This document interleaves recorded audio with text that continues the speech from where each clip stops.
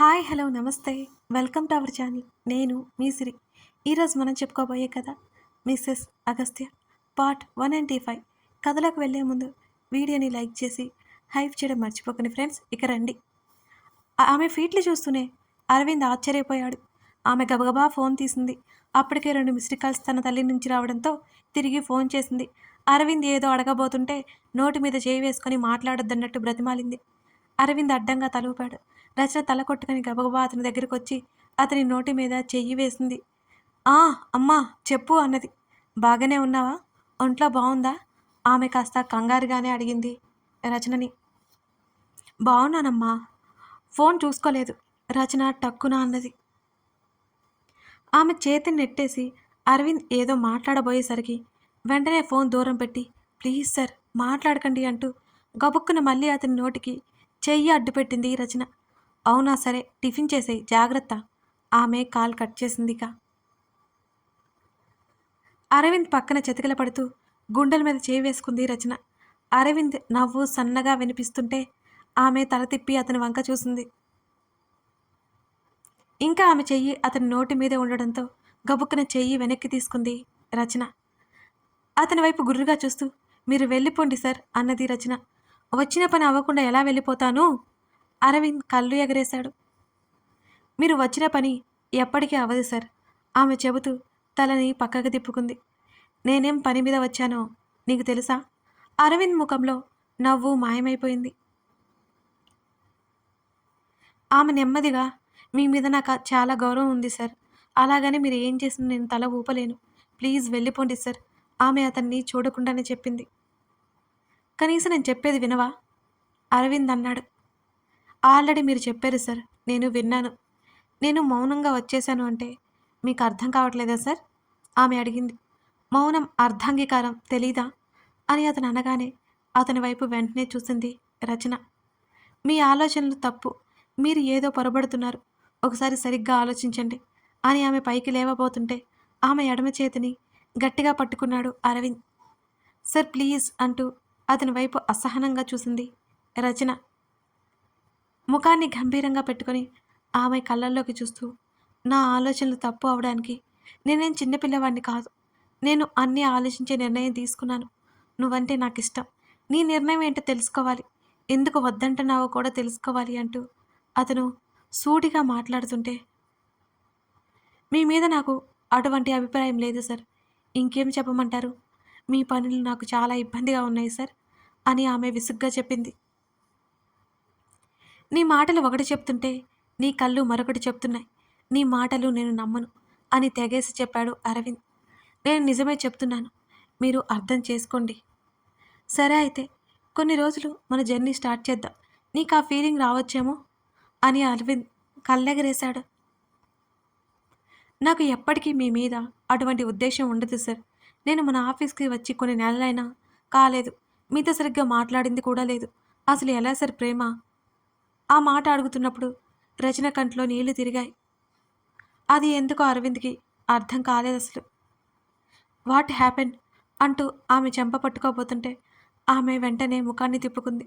Please దయచేసి వెళ్ళిపోండి అని ఆమె అతని చేతిని బలంగా వెనక్కి లాక్కుంది. అయినా అతను ఊరుకోలేదు. ఏదేదో మాట్లాడుతున్నావు కానీ ఏది సరిగ్గా చెప్పట్లేదు రచన. నువ్వు ముందు నా వైపు చూడు అని అతను గట్టిగా అడుగుతుంటే మీరు ఇలా రావడం అస్సలు బాలేదు సార్. ఎవరైనా చూస్తే ఏమవుతుంది? మా గురించి ఎంత తప్పుగా మాట్లాడుకుంటారో తెలుసా మీకు? దయచేసి అలాంటి పరిస్థితి మాకు తీసుకురాకండి. ఆమె 2 చేతులతో అరవింద్కి దండం పెట్టింది. ఆమె మాటలకు నిజంగానే అతనికి ఏదోలా అనిపించింది. అంత ఎక్కువ ఇబ్బంది పెడుతున్నానా అనే ఆలోచన కలిగింది కూడా అతనికి. ఇప్పుడు నేను వెళ్తున్నంత మాత్రాన ఈ విషయాన్ని అంత తేలిగ్గా వదిలేస్తానని అనుకోకు రచన అంటూ అరవింద్ పైకి లేచాడు. రచన తల ఎత్తి చూడలేదు అసలు. నీ కళ్ళల్లో చూసిన ఇష్టం నీ నోటి ద్వారా వినే రోజు, ఆ రోజు కోసం నేను చూస్తూనే ఉంటాను అంటూ అతను లేచి బయటికెళ్ళిపోయాడు. ఆమె తల పట్టుకుంది. మెల్లిగా ఆమె చేతులు ఆమె ముఖాన్ని కప్పేశాయి. వాట్ ఏమైంది నీకు అని రామ్ అడుగుతుంటే అతన్ని కౌగిలించుకుంది కళ. ఆమె చుట్టూ చేతులు బిగించి నిన్నే అడుగుతున్నాను ఏమైంది ఆమె నెమ్మదిగా అడిగాడు రామ్. "హుహు. ఏం లేదు బావా" అంటూ అతన్ని అలాగే హత్తుకుని చెప్పింది. "పిచ్చిగాని పట్టలేదు కదా నీకు" అని చిన్నగా నవ్వుతూ ఆమె తలని నిమిరాడు రామ్. "నీ పిచ్చి నాకు ఎప్పుడూ ఉంటుంది కదా బావా" అని నెమ్మదిగా తల ఎత్తి చూసింది రచన. "ఈ మధ్య ఏదో తేడాగా బిహేవ్ చేస్తున్నావే నువ్వు. ఇక వదులును. నాకు పనుంది. వెళ్ళాలి" అన్నాడు రామ్. "ఇంకాసేపు ఉండు బావా" అన్నది. "అయ్యో! అది అయ్యే పని కాదు కానీ నువ్వొస్తావా నేను వెళ్ళిపోనా?" అని అడిగాడు అతను. "వెళ్ళకు" అతని చెయ్యి ఆమె నడుము చుట్టూ వేయించుకుంది కల. "ఎందుకు?" అని అడుగుతూ ఆమె చెంప తడిమాడు రామ్. ఈ 5, 6 నెలల కాలంలో ఆమె శరీరపు రూపురేఖలు మునుపటిలా కాస్త మారిపోయాయి. అతనికి అనువుగా మారి ఆమె ముఖాన్ని దగ్గరికి తెచ్చి కళ్ళు మూసుకుంది కల. ఆమె చెంప అలాగే నిమురుతూ ఆమె పెదవులను ముద్దు పెట్టుకోబోతుండగా తలుపు కొట్టిన శబ్దం రావడంతో ఉలిక్కిపడి దూరం జరిగారు ఇద్దరు. కల వెంటనే గబగబా కబోర్డ్స్ దగ్గరికి వెళ్ళిపోయింది. రూమ్ సర్దగానే రామ్ సర్దుకుని తలుపు తెరిచాడు. బయట అతని తల్లి కనిపించగానే ఏంటి అన్నట్టు చూశాడు. కల ఎక్కడా అని అడిగింది. "లోపలుంది మమ్మీ" అని అతను అక్కడి నుంచి బయటికి వెళ్ళిపోయాడు. తన అత్తగారితో మాట్లాడి ఆమె బయటికి వచ్చేసరికి రామ్ వెళ్ళిపోయినట్టు తెలిసింది. ఆమె నిరుత్సాహంగా ఫీల్ అయిపోయింది. కానీ రామ్‌లో మార్పు ఎంతో స్పష్టంగా తెలుస్తుంటే ఆమెకి చాలా చాలా నిశ్చింతగా అనిపించింది. తన అత్తయ్యతో కలిసి షాపింగ్‌కి వెళ్ళింది కల. ఆనంద్ పొట్ట మీద కూర్చుని అతనితో ఆటలాడుతోంది అవంతి. వారి పక్కనే కూర్చుని అవంతిని ఆడిస్తోంది చందన. "ఏవండీ" ఉన్నట్టుండు చందన పిలవడంతో ఏంటన్నట్టు చూశాడు ఆనంద్.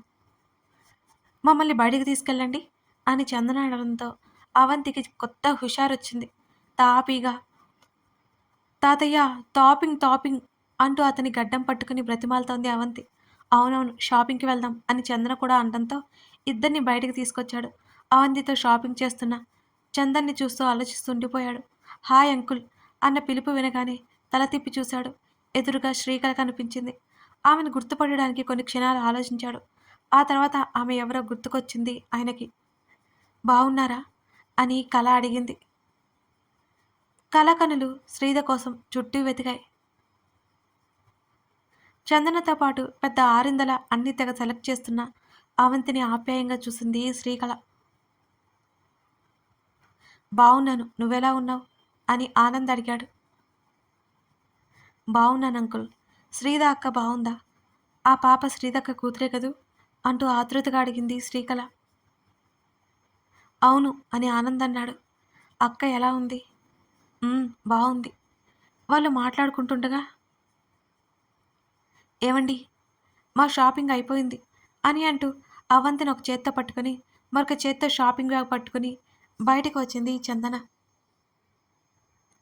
"బిల్" అని అడిగాడు. "పే చేశాను" అంటూ శ్రీకళ ఎవరు అన్నట్టు చూసింది చందన.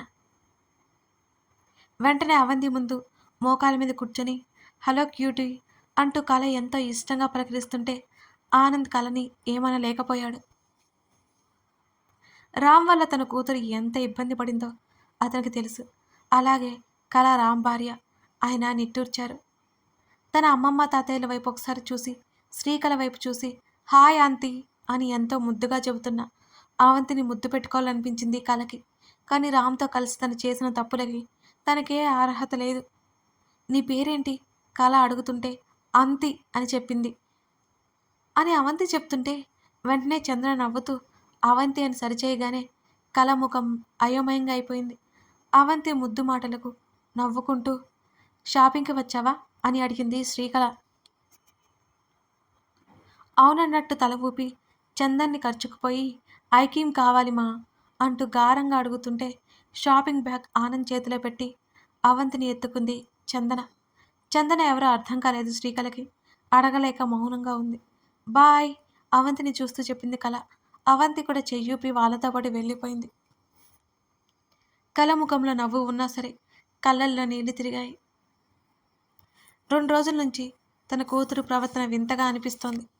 భరద్వాజ్‌కి రోజు అక్కడికి వచ్చే అమర్త్య ఏమో అసలు ఈ మధ్య ఇంటికే రావట్లేదు. తన కూతురు మరలా మామూలవడం కాస్త సంతోషపడ్డాడు భరద్వాజ్. ఆఫీస్ వ్యవహారాలు అతనితో మాట్లాడుతోంది కానీ పర్సనల్ విషయాలైతే అస్సలు ఏమన్నా మాట్లాడట్లేదు. ప్రస్తుతానికి అదే చాలు అనుకుంటున్నాడు భరద్వాజ్. ఇంకోసారి మీరు తాగడం చూశానా అంటూ తండ్రి వైపు సీరియస్‌గా వార్నింగ్ చేసింది నవ్య. నో బేబీ ఇక తాగను అని భరద్వాజ్ అన్నాడు. మీ అలవాటు నేను మానేయమని అనట్లేదు. అతిగా తాగొద్దంటున్నా. ఆఫీస్‌కి వెళ్తున్నారా? అని అడిగింది నవ్య. భరద్వాజ్ సంతోషంగా తలలు ఊపాడు. ఇన్ని చేస్తున్నా తన కూతురు డాడీ అని మాత్రం అస్సలు పిలవట్లేదు. కానీ మెల్లిగా మునుపటిలా మారుతుందని అతను ఆశపడుతున్నాడు. భరద్వాజ్ ఆఫీస్‌కెళ్ళిపోయాడు. ఇంట్లో ఒంటరిగా హాల్‌లో కూర్చుని ఉంది. పనివాళ్ళు పనులు ముగించుకుని వెళ్లారు. ఆమె ఆలోచనలు అసలు ఆగడమే లేదు. కాలింగ్ బెల్ మోగింది. నవ్య ఆలోచనల నుంచి బయటపడట్లేదు. ఈసారి తలుపులు తెరుచుకున్నాయి. ఆమె తల తిప్పింది. అమర్త్య లోపలికి వస్తూ కనిపించాడు నవ్యకి. మొదట ఆమె కనులు విప్పారినా వెంటనే ముఖం తిప్పేసుకుంది నవ్య. అతను రావడం, తన పక్కన కూర్చోవడం తెలుస్తూనే ఉన్నా సరే అతని వైపు చూడలేదు నవ్య అసలు. నవ్య అంటూ పిలిచాడు. ఎప్పటిలా మృదువుగా ఉంది అతని స్వరం. ఆమె నుండి ఎటువంటి జవాబు లేదు. ఆమె చేతిని అందుకున్నాడు. మరలా నిశ్శబ్దం తప్ప ఇంకే కదలిక కూడా ఆమెలో లేదు. అతడి దీర్ఘమైన నిట్టూర్పు వినిపిస్తోంది. సరే నువ్వు మాట్లాడుకో, కానీ నేను చెప్పేది విను. అతను మాట్లాడుతున్నాడు. నవ్య విసుగ్గా ముఖం పెట్టుకొని అతని నుంచి చెయ్యి లాక్కుని వెళ్ళిపోవడానికన్నట్టు పైకి లేచింది. నవ్య ప్లీజ్ అతను రిక్వెస్టింగ్గా అడిగినా సరే ఆమె విసివిస గదిలోకి వెళ్ళిపోయింది అక్కడి నుంచి. ఆమెను వెంటనే అనుసరించాడు అమర్త్య. ఆమె లోపలికి వెళ్ళి తలుపు మూసేలోపే అతను లోపలికి ప్రవేశించాడు. Get lost! నవ్య ఆవేశంగా అరుస్తుంటే అతనిలో పొంగుతున్న కోపాన్ని అదుపు చేసుకుంటూ, నవ్య మాట్లాడాలి నీతో. తర్వాత నువ్వు వద్దన్న నేను వెళ్ళిపోతాను. సరేనా? అతను అరిచినట్టుగా అన్నాడు. నాకు వినాలి అని లేదు అని గట్టిగా అరిచి, నేను ఇంత అసహ్యించుకుంటున్నా సిగ్గు లేకుండా ఎందుకు నా వెంట పడుతున్నావంటూ అదే అసహ్యంతో అతన్ని చూస్తూ అరవగానే అతని పిడికిళ్ళు బిగుసుకున్నాయి. అతని హృదయం ఒక్కసారిగా ముక్కలైనట్టయింది. అతను అసహనంగా కళ్ళు మూసి తెరిచి గుడ్ బై అని అక్కడి నుంచి వెళ్ళిపోయాడు. అతను ఏమన్నదో కాస్త ఆలస్యంగా ఆమెకి అర్థమైపోయింది. సాయంత్రం తల్లి వచ్చేసరికి కింద అలాగే పడుకుని కనిపించింది రచన. ఆమె కంగారుగా లోపలికొచ్చింది. కూతురి చెంప మీద చేయి వేసి చెక్ చేసింది. కూతురి శరీరం చల్లగానే తాకడంతో కాస్త రిలాక్స్ అయింది. రచు నెమ్మదిగా పిలిచింది. తల్లి పిలుపుకి ఉలిక్కిపడి లేచింది రచన. ఏమైంది ఇక్కడ పడుకున్నావు అని ఆమె ఆదుర్దాగా అడుగుతుంటే, అలా టీవీ చూస్తూ నిద్ర వచ్చేసింది అమ్మా అని అన్నది రచన. ఆ మాటకే కాస్త రిలాక్స్ అయ్యి, సరే ఇకలే నైట్ నిద్ర పట్టదు అంటూ ఆవిడ ఫ్రెష్ అవడానికి వెళ్ళిపోయింది. తల్లి వంటగదిలో ఉంది. తల్లి చేసే పనులు చూస్తూనే ఉంది కానీ ఆమె అక్కడి నుంచి కదలనే లేదు. తన మొబైల్ ఓపెన్ చేసింది. ఎటువంటి ఫోన్ కాల్స్ కానీ మెసేజ్లు కానీ లేవు. ఉదయం అరవింద్ నుంచి వచ్చిన 5 మిస్డ్ కాల్స్ కనిపిస్తున్నాయి. ఆమె దీర్ఘంగా నిట్టూర్చింది. ఎలా ఉంది నీడే? రచన అడుగుతుంటే, ఆ పిల్లతో బాగుందే. పెద్దవాళ్ళు ఉన్నారు కానీ నేను పిల్లలకు సంబంధించినవి మాత్రమే చూసుకుంటున్నాను. నా వర్క్ అదే అని నవ్వుతూ అన్నది. అమ్మా ఏంటి రచు ఏమైనా చెప్పాలా అని అడిగింది. అది నేను జాబ్ రిజైన్ చేద్దాం అనుకుంటున్నా. రచన మెల్లిగా అడుగుతూ కళ్ళెత్తి చూస్తూ అంది. కథ కొనసాగుతుంది. రచన ఉద్యోగం రిజైన్ చేస్తుందా? ఆమె తల్లి ఒప్పుకుంటుందా? అరవింద్ అలా చేస్తే ఎలా రియాక్షన్ ఇస్తాడు? ఏం చేయబోతున్నాడు? మీరు గెస్ చేస్తే తప్పకుండా కామెంట్ చేయండి. మీ లైక్స్ వల్ల మన స్టోరీ మరికొందరికి వెళ్తుందనే విషయం మర్చిపోకండి. ఇప్పటి వరకు ఈ స్టోరీని లైక్ చేస్తూ అలాగే కామెంట్ చేస్తూ చూస్తున్న ప్రతి ఒక్కరికి మనస్ఫూర్తిగా ధన్యవాదాలు తెలుపుకుంటున్నాను. Thank you for watching this video.